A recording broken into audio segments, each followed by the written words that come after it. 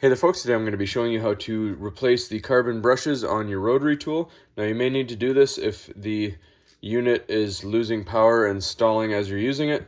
Now if you look at your rotary tool, they may vary, but most likely they'll have a couple of black circles on either side. And if you look, there is a slot in each one, and that is big enough to receive the screwdriver tip of your tool here.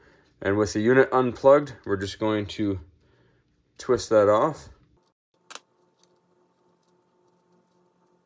So the cap comes out, and if we look inside, we have our carbon brush right here. So these will wear down over time, and as they get worn down, they don't make contact with the motor inside there, and it becomes weak and start stalling. So when you grab your new one, you're just going to slide that in just like that. And I like to grab the metal plate there, and we're going to try and line it up in there as best as we can. And we just tighten it down nice and snug. And you want to do them in pairs, so you just flip it over and do the same thing on the other side.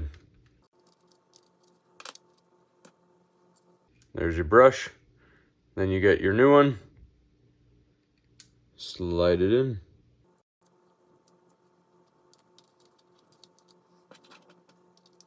And you tighten it down.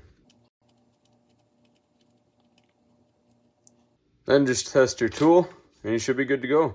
That's all there is to it, folks. Hopefully you found this helpful. As always, please don't forget to like and subscribe.